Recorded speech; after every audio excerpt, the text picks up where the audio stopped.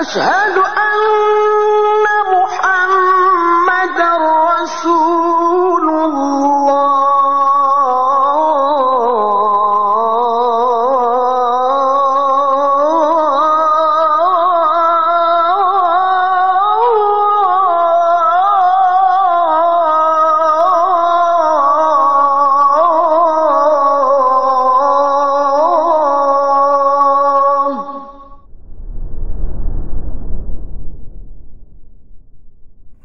Assalamualaikum warahmatullahi wabarakatuh.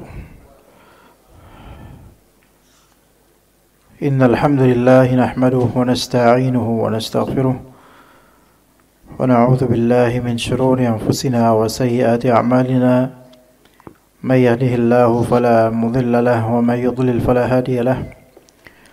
Asyhadu an la ilaha illallah wahdahu la syarika lahu wa asyhadu anna Muhammadan 'abduhu wa rasuluhu la nabiyya ba'dahu.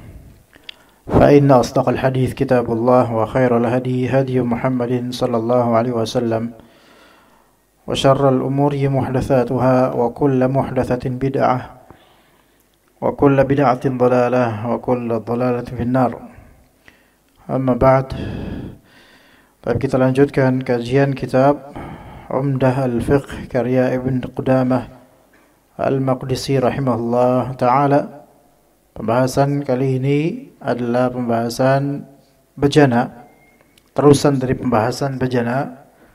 Kita bahas masalah di awalnya adalah penyepuhan atau hukum bejana yang disepuh dengan emas dan perak, emas atau perak.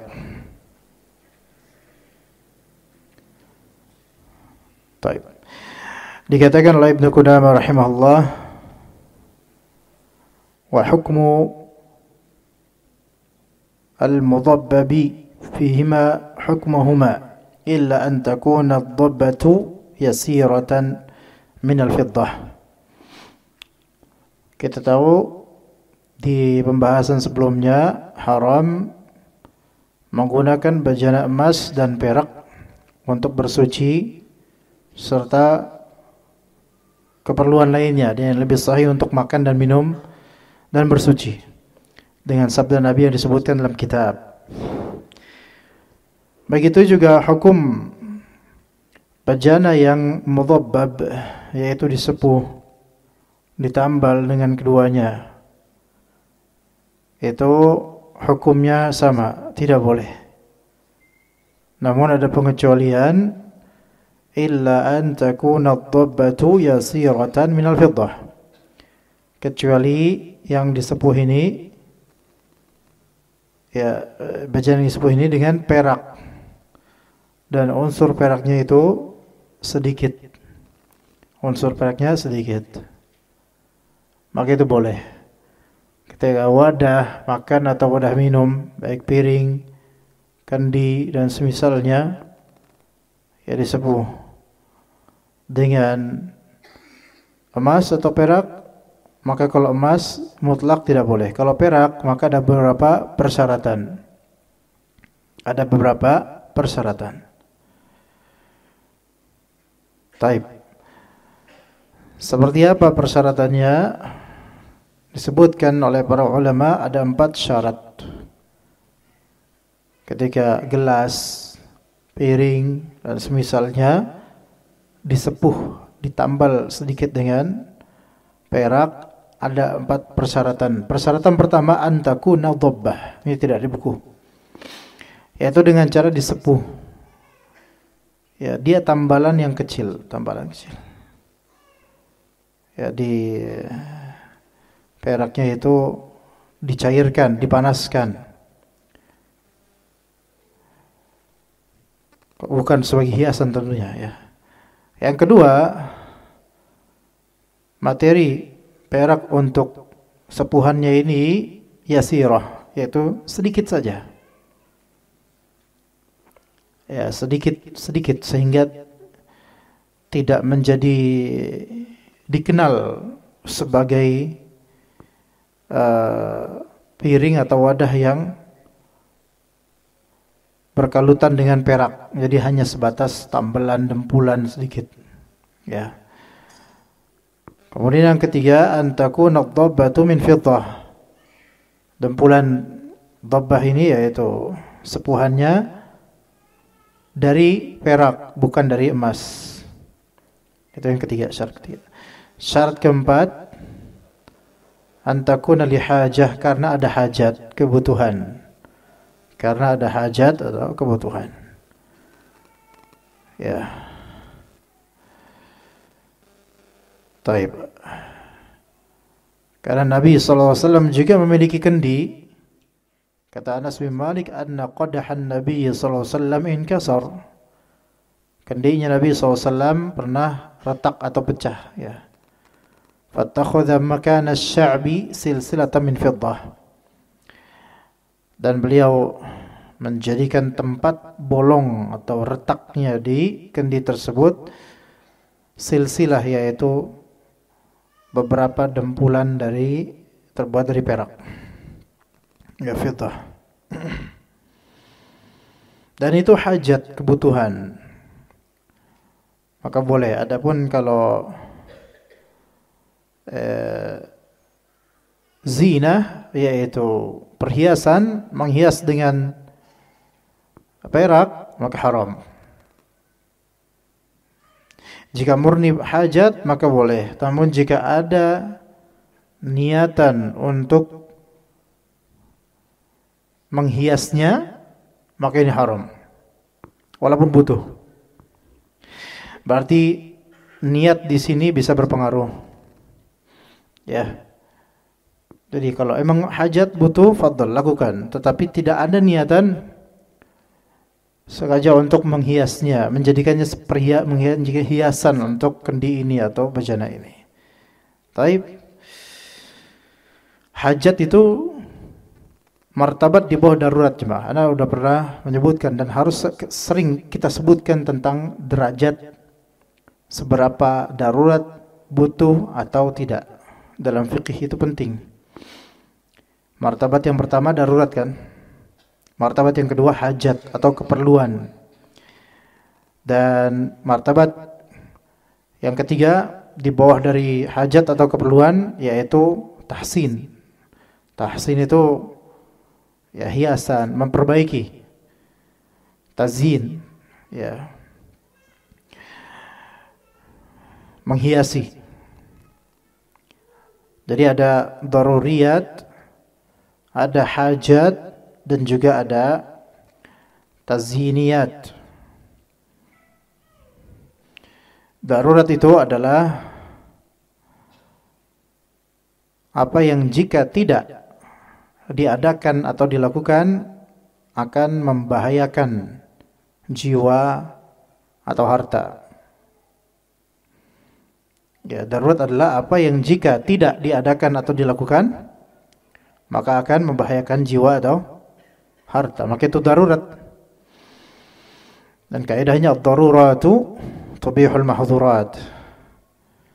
Hal-hal yang sifatnya darurat maka itu membolehkan hal-hal yang tadinya dilarang. Itu darurat.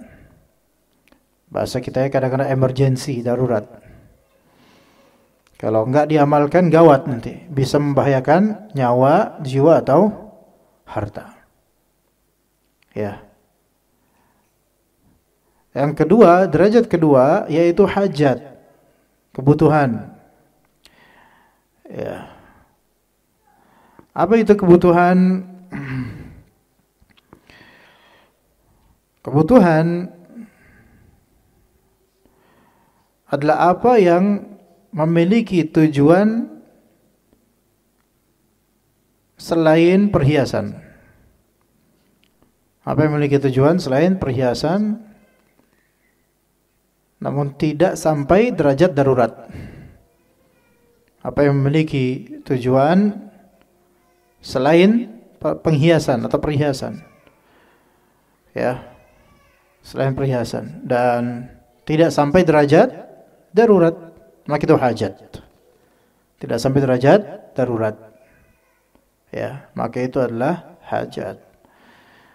Yakni hajat, kebutuhan itu tidak mengancam kita. Kalau kita tidak melakukan kebutuhan ini, maka kita terancam nyawanya misalnya, atau terancam keselamatannya misalnya, atau terancam hartanya terampas misalnya. Maka nggak sampai sebegitunya gitu loh. Ya. Mobil itu darurat atau hajat? Hajat, kebutuhan. Dan kebutuhan seseorang itu sifatnya beragam, maksudnya berderajat juga. Ada yang sangat butuh, ada yang lebih butuh, ada yang cukup butuh, ada yang kadang-kadang butuh. Jadi beragam, beda-beda. Semua itu masuk dalam hajat. Baik. Adapun hajat ini terbagi menjadi dua. Hajat terbagi menjadi dua. Ada hajat lil ammah, yaitu untuk umum, hajat umum. Dan yang kedua ada hajat khas, lil khas, yaitu untuk orang khusus, atau lil fard, untuk individu. Jadi hajat publik atau hajat kolektif itu berbeda dengan hajat individual. Hajat publik atau hajat kolektif itu semanzilah dengan darurat. Ya, paham? Hajat kolektif maksudnya bukan cuma dia doang loh yang perlu, semua orang tuh perlu.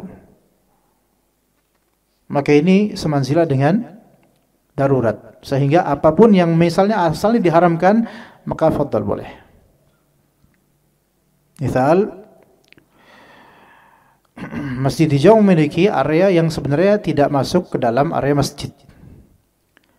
Namun hajatnya karena masif atau kolektif atau sifatnya massa, maka di Jumatan tidak apa-apa orang-orang sholat berjamaah di bagian yang asalnya bukan bagian masjid, karena mereka berhajat secara kolektif, sehingga itu semanzilah dengan darurat.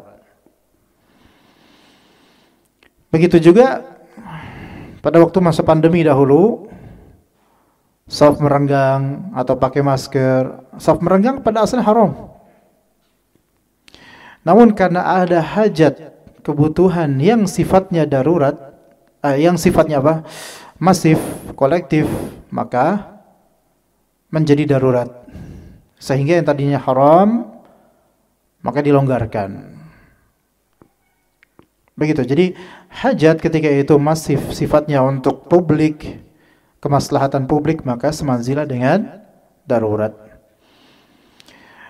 Adapun hajat yang sifatnya individualis, hanya untuk individu tertentu, atau kalaupun ada beberapa individu itu tidak sebegitu daruratnya, maka itu kembali kepada hukum hajat pada aslinya. Dan hajat pada aslinya tidak bisa memubahkan yang haram, namun bisa memubahkan yang makruh. Ini sudah pernah Anda sebutkan di pertemuan berikutnya.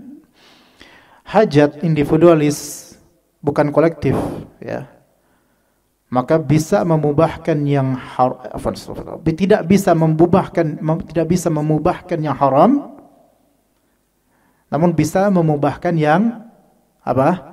Makruh. Ya, ini sepertinya udah pernah sebutin contohnya, ya. Apa waktu itu contohnya, kawan? Nggak tahu contohnya. Waktu itu kalau nggak salah tentang cincin misalnya kegedean dan ditaruh di jari telunjuk atau jari tengah. Ini hukumnya makruh menurut sebagian ulama. Namun karena ada kebutuhan, yaitu cincin ini hadiah dari seseorang dan ingin menyenangkan orang tersebut, maka ini kebutuhan. Maka yang tadinya makruh menjadi boleh. Ya begitu. Baik. Kemudian yang ketiga apa? Tahsiniyat atau taziniyat. Tahsiniyat itu hanya pemolesan. Taziniyat itu hanya penghiasan. Maka ini hukumnya tidak sama dengan hajat. Nah, pemolesan, kalau pemolesan ini hanya untuk memperbagus, bukan memperbaiki ya. Memperbagus, bukan memperbaiki. maka jika itu asalnya haram, maka kembali kepada haram, tidak bisa diangkat menjadi halal. Jika itu makruh, maka itu tetap makruh, tidak bisa diangkat menjadi halal. Karena ini cuma sebatas ekstra. Yang mana hajat itu sudah mencukupi, maka nggak perlu ekstra. Kalaupun mau ekstra, cari yang halal, bukan yang haram atau yang makruh, jangan. Yang halal aja. Nah,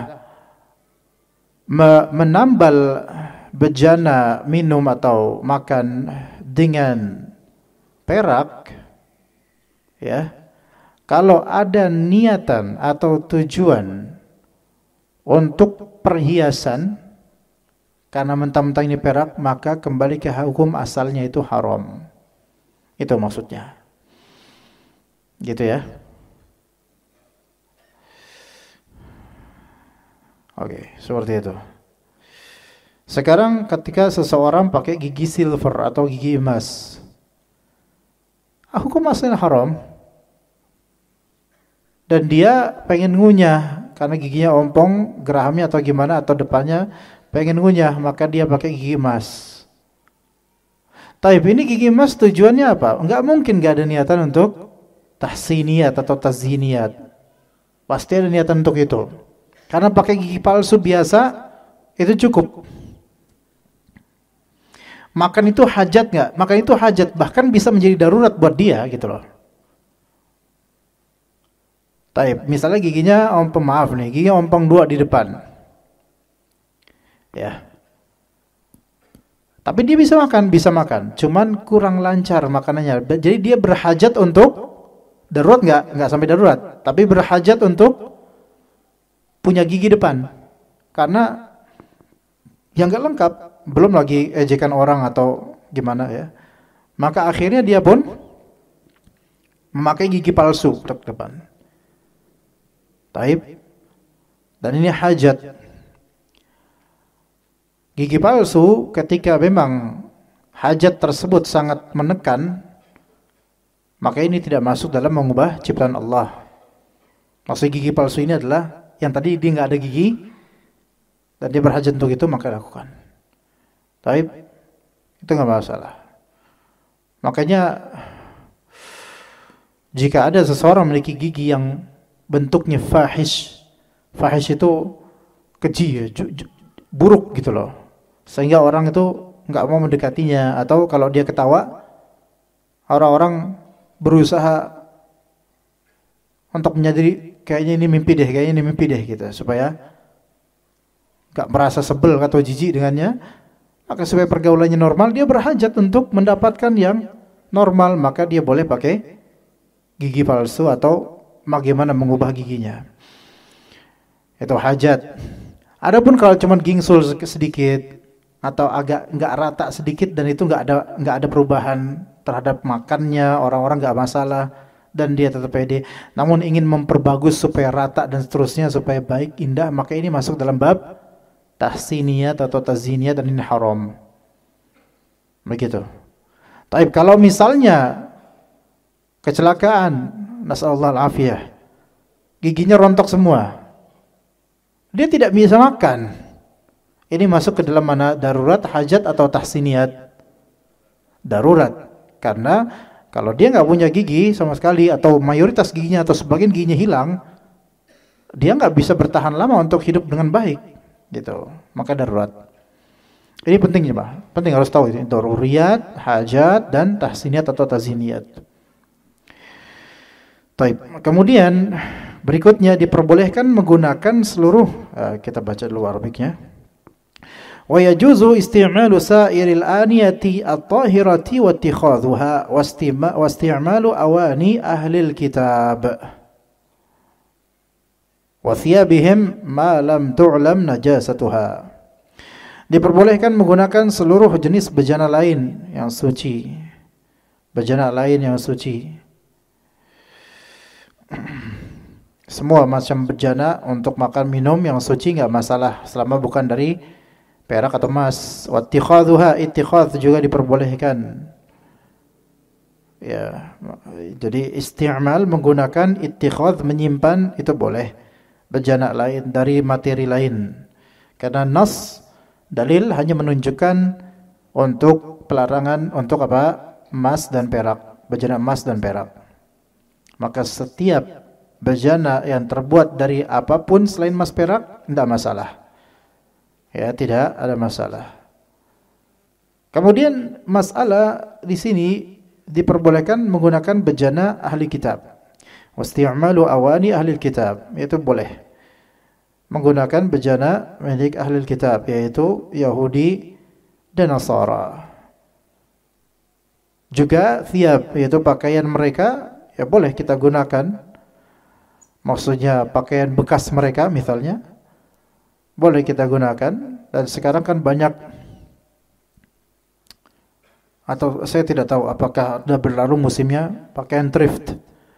Thrift itu second hand, pakaian second hand seperti kemeja flanel, kaos-kaos yang itu produk-produk barat atau produk Korea dan semisalnya dijual secara thrift, secara second di toko-toko baik distro atau online dan semisalnya. Itu dari negara-negara barat, USA, Korea, Perancis, Jerman dan seterusnya. Ya, nggak ada yang dari Saudi Arabia, nggak ada. Mereka pakai jubah soalnya. Ya. Nah, sekarang boleh nggak pakai itu? Ya boleh. Pakai pakaian bekas mereka nggak masalah, tapi dengan syarat apa? Selagi tidak diketahui kenajisannya. Ya, berarti hukum asal bejana milik orang Yahudi dan Nasara itu disebutkan di sini adalah hukum asal boleh. Namun sebenarnya dalam masalah bejana ahli kitab, Yahudi, Nasara, bahkan juga orang-orang musyrik, itu khilaf di antara ulama. Ya. Ada yang membolehkan secara mutlak dan ini adalah pendapat mazhab Hanbali dan pendapat jumhur ulama. Dan ada yang mengatakan makruh. Dan ada yang mengatakan makruh dan ada yang mengatakan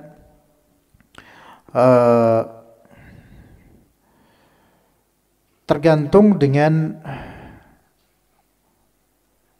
pihak pemilik bejana tersebut. Biasanya Nasara, mereka kalau misalnya ada potensi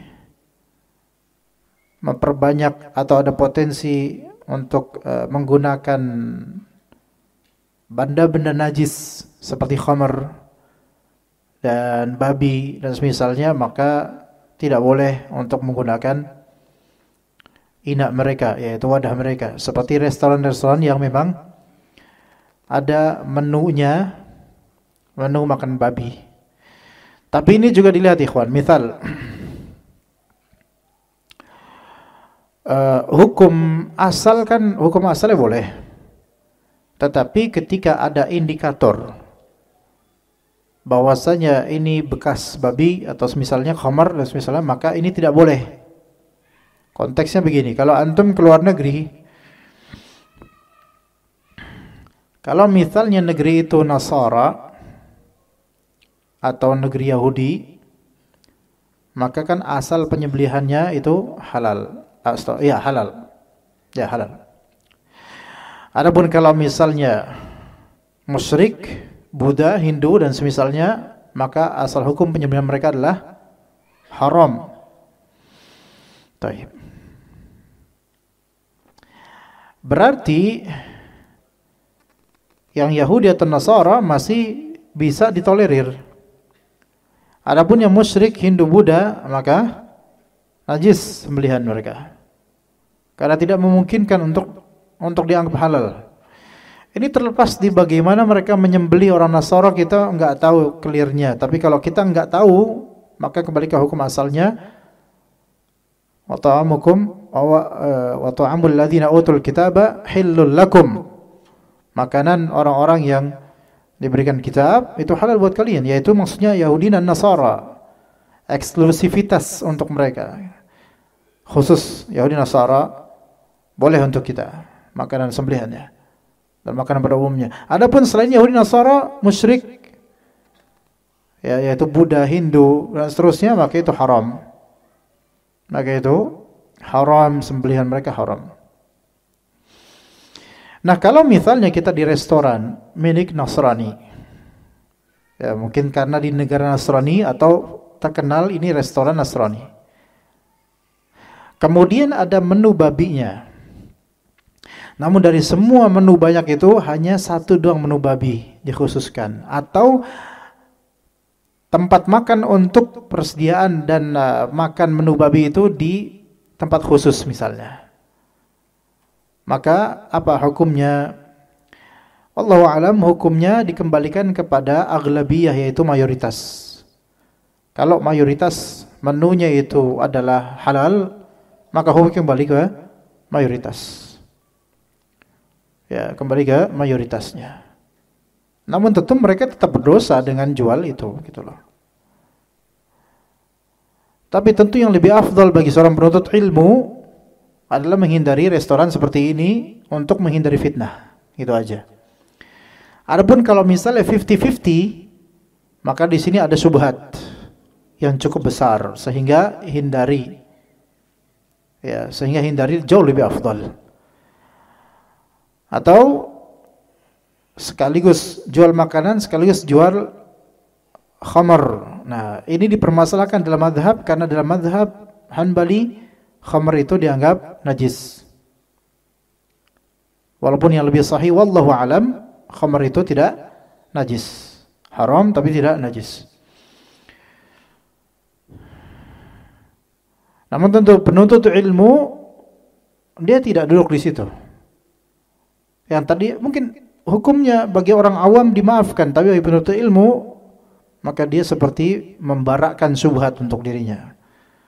Dan seolah-olah melegitimasi atau melegalisir bahwasanya resto ini atau bar ini baik loh gitu. Dan ini menjadi fitnah kayak gitu. Adapun kalau dominannya babi khamar, maka ini jelas malah haram untuk kita berkunjung.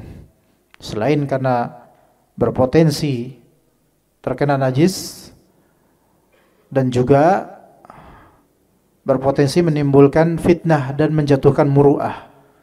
Belum lagi berpotensi memungkinkan untuk makan makanan yang haram tanpa disadari. Na'udzubillah min dzalik. Kayak gitu ya. Kalau samping kita, nah di sini ikhwan, dalilnya apa?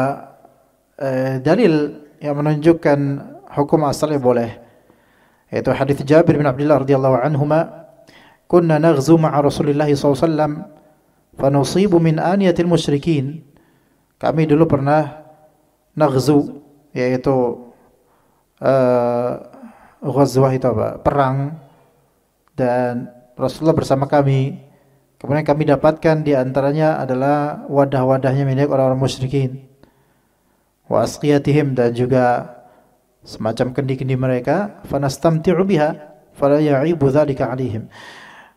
Dan kita menikmati itu semua, bejana dan juga kendi-kendinya, dan Rasulullah tidak melarangnya.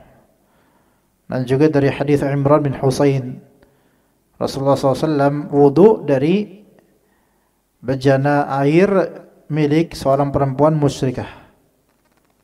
Ya, maka ini hukum asalnya silahkan, boleh. Cuma ini hukum untuk masalah aniyah ya, untuk masalah apa, wadah. Adapun kalau masalah sembelihan, maka sebaiknya, maka ada tafsil, ya, rincian. Kalau untuk Yahudi Nasara masih dibolehkan, adapun untuk musyrikin tidak dibolehkan.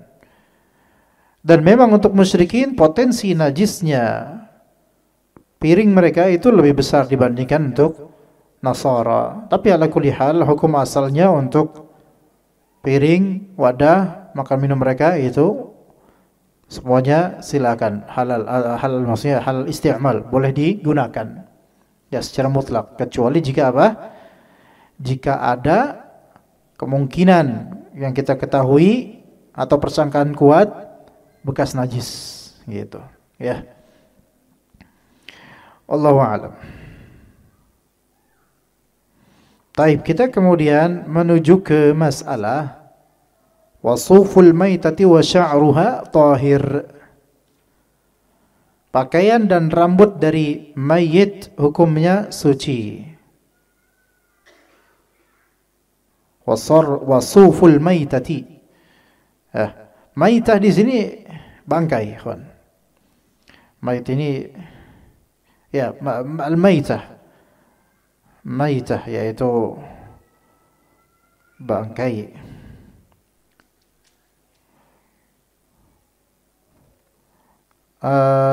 Di sini diterjemahkan mayit.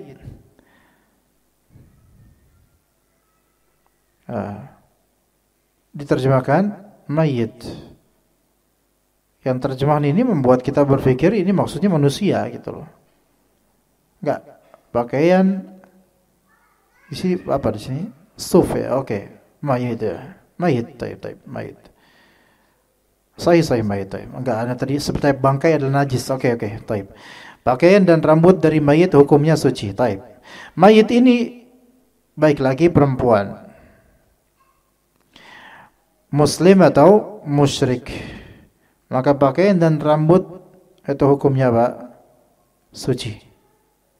Ya. Baik, kemudian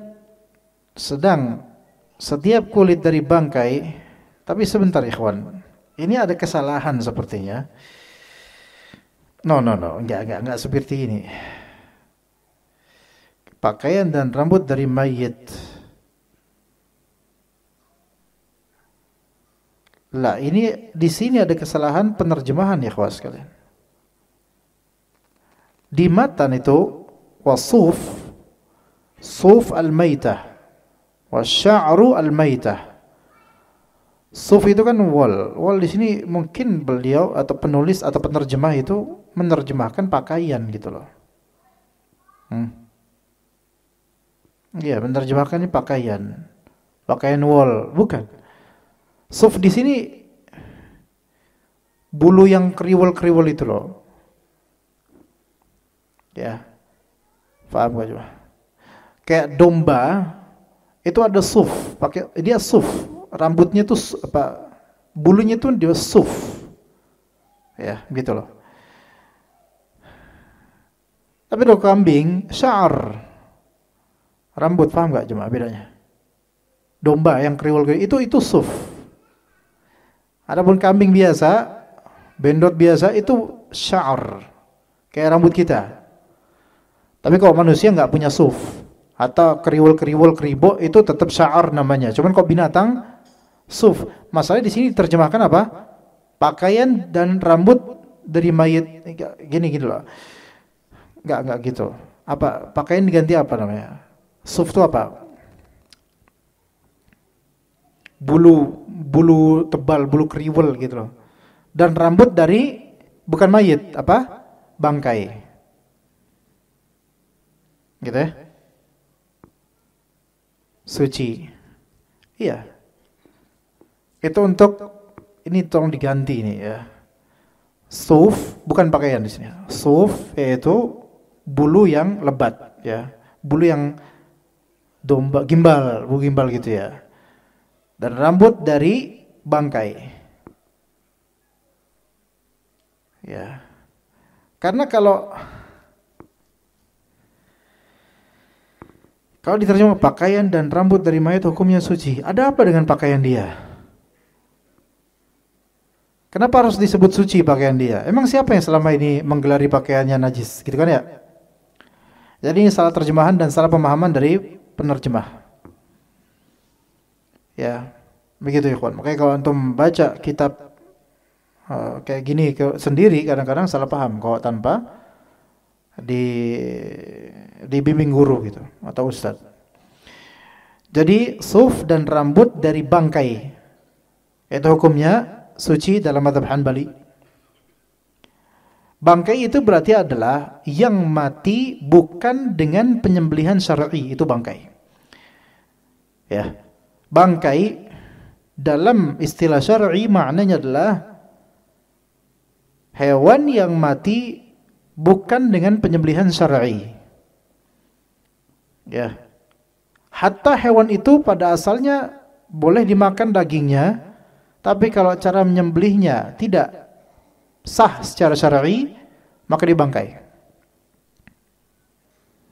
Misal seekor kambing dia disembelih di kuburan untuk penghuni kubur atau di tepi laut untuk Cikidul misalnya.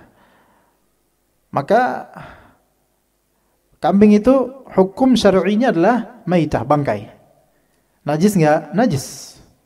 Karena dia mati tidak dengan penyembelihan sesuai syar'i. Sesuai syariat di sini bukan sesuai keabsahan syariat. Adapun kalau mungkin ada tata cara yang tidak syar'i namun sah, maka ini enggak masalah. Ya, misal ada kebidahan di tata cara tapi tidak mencederai keabsahannya. Ya. Misal ya, nyembelih bismillah Allahu akbar, Allahumma sholli ala nabi gitu. Ini tambahan-tambahan ini bid'ah. Tapi itu tidak mencederai keabsahan penyembelihan, maka ini tetap sah. Namun kalau misalnya dia ada kesyirikan, ya, ini buat penghuni pohon bambu misalnya, ya, jin maksudnya, penghuni pohon bambu, maka ini syirik. Mau sapi segede apapun disembelih di situ dimaksudkan itu, maka sapi ini bangkai. Nah dikatakan berarti bulunya sapi ini hukumnya suci.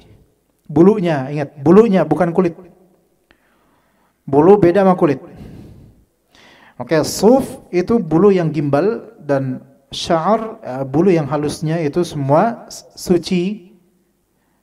Namun ini bangkai di sini adalah bangkai yang lebih sahih adalah binatang yang tadinya halal dimakan, namun matinya itu tidak dengan cara yang syar'i,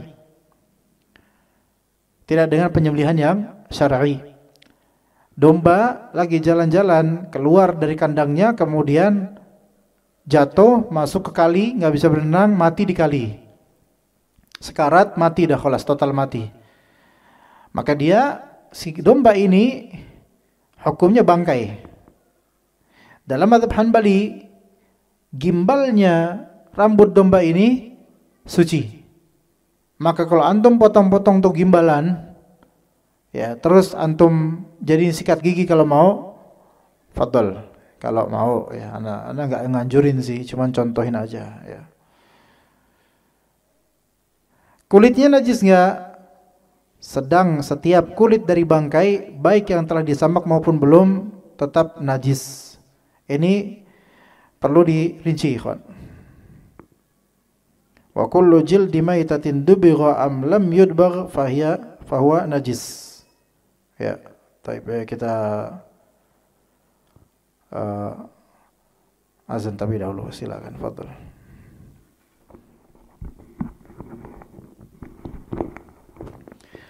Baik, khas sekalian. Jadi paragraf yang berikut ini, rinciannya itu perlu diperhatikan, dan tidak semua kalimat yang ada di paragraf ini kita ambil, ya. Pertama dari masalah suf dan rambut, bulu dan rambut mayit. Maksud mayit di sini bukan mayit manusia, yaitu maitah, yaitu bangkai hewan yang aslinya halal, namun mati tidak dengan cara yang syar'i, itu hukumnya suci. Bahkan memang dalam mazhab semua dari bangkai apapun itu hukumnya suci. Tapi itu cuma rambutnya doang, bulunya doang. Beda dengan kulit. Kulit dari bangkai, nah ini baru benar, kulit dari bangkai kalimatnya benar nih, kulitnya bangkai, bukan kulit mayit, ya. Karena kulit mayit itu konotasinya manusia gitu loh. Kulit dari bangkai, baik yang telah disamak maupun belum, tetap najis. Dan ini salah satu pendapat dalam mazhab Hanbali, namun yang lebih sahih adalah tidak. Ya. Kita tashih, kita lebih benahi kalimatnya. Kulit dari bangkai yang aslinya halal dimakan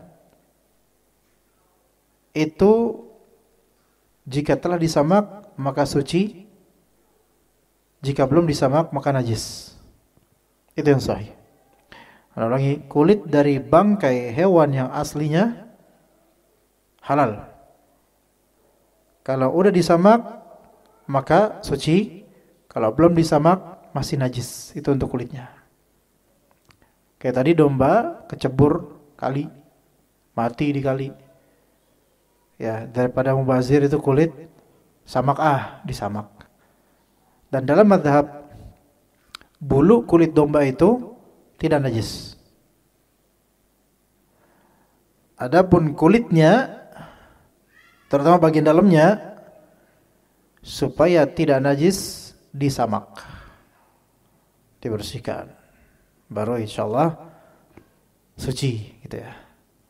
Bisa buat bedug ya gitu, atau buat bikin dompet gitu kan, dompet dari kulit domba kalau emang mau ya, jaket kulit domba kalau gatel nanti ya. Begitupun tulangnya. Kalau tulang ya sahih, tulang itu najis untuk bangkai. Ya, tulang di bangkai najis.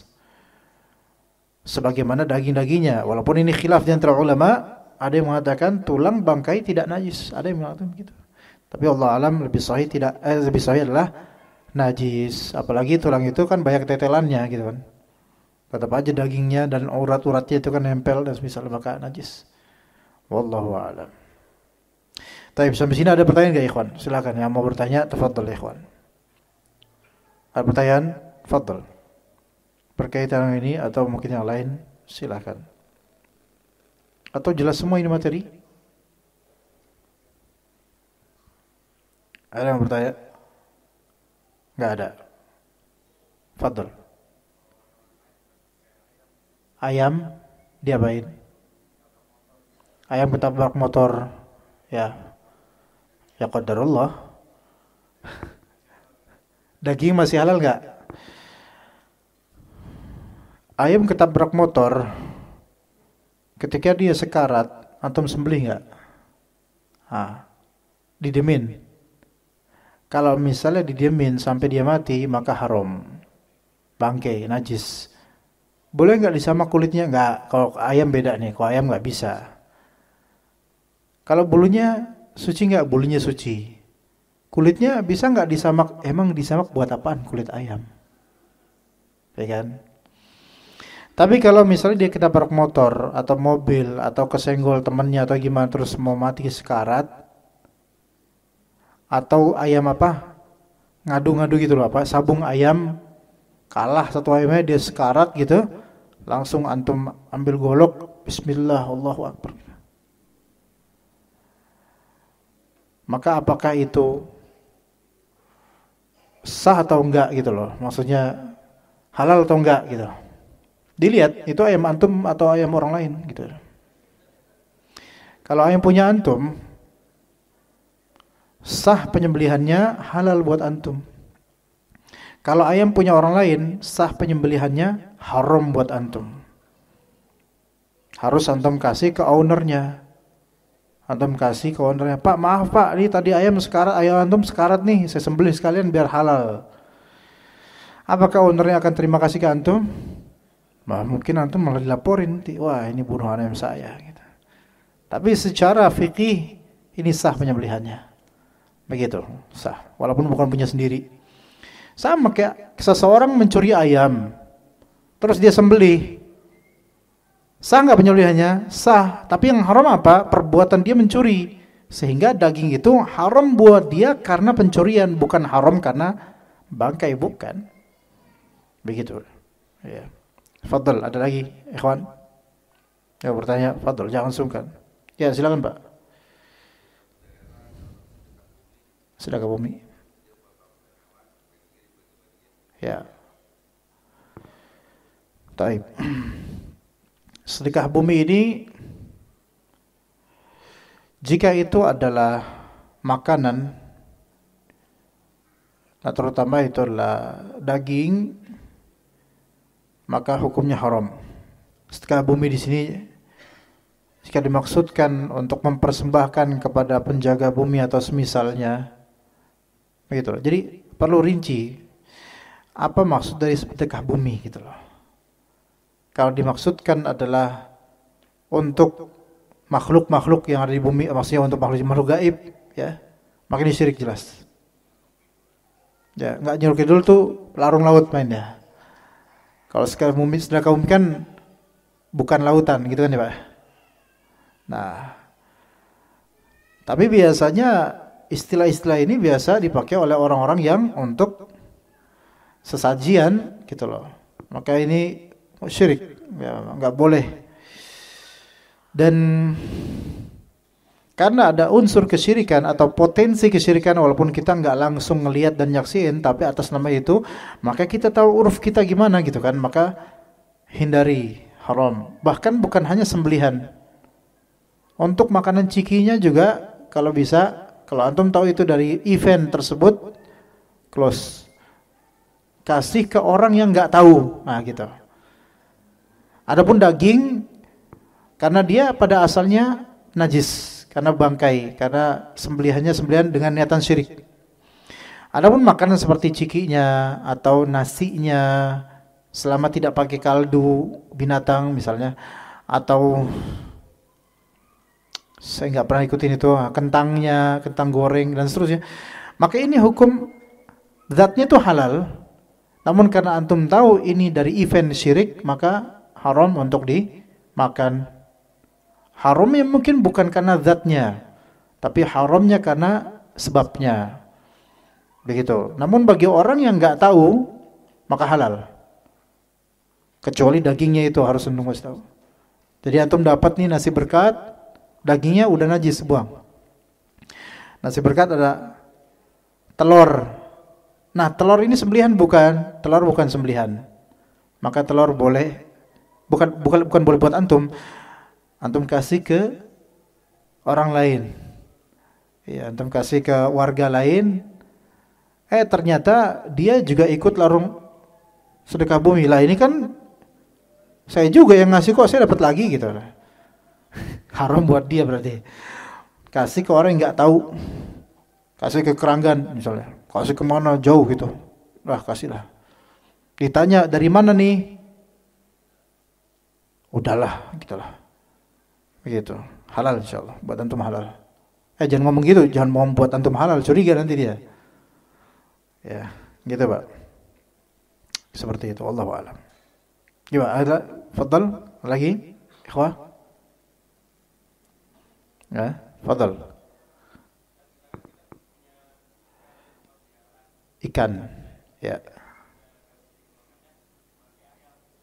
Bangkai ayam.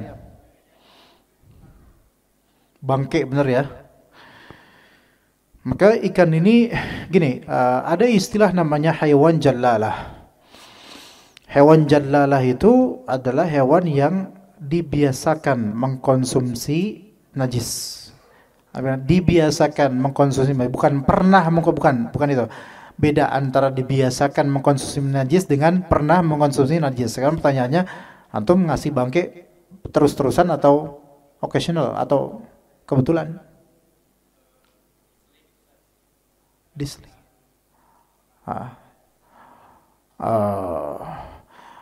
Wallahu alam, ini khawatir masuk ke dalam jalalah. Kalau memang selang-seling dan ada kerutinan, jalalah. Ya, jadi apa hukumnya? Hukumnya sebagian ulama mengharamkan, sebagian ulama memakruhkan. Jadi yang lebih adil adalah kalau emang mau antum makan itu lele, dikarantina dulu selama beberapa hari sampai zat bangkainya itu melebur atau menjadi daging atau menjadi waste dan sudah bisa baik gitu loh. Ya, takutnya kan apalagi kalau dari septic tank atau dari WC terapung di balong-balong gitu kan, khawatirnya baru mau konsumsi tinja gitu kan. Ya gitu. Jadi kalau yang seperti itu dikarantina dulu di tempat yang steril gitu. Seperti itu, ya hindari.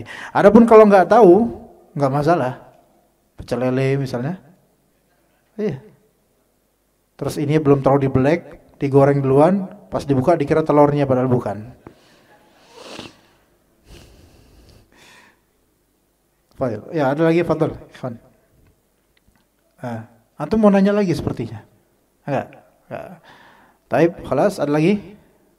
Akhir soal mungkin? Enggak ada. Kita coba sampai sini insyaallah.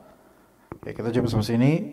Sallallahu ala nabiyina Muhammad wa ala alihi wa sahbihi ajma'in. Subhanakallahumma bihamdika asyhadu an la ilaha illa anta astaghfiruka wa atubu ilaik. Assalamualaikum warahmatullahi wabarakatuh.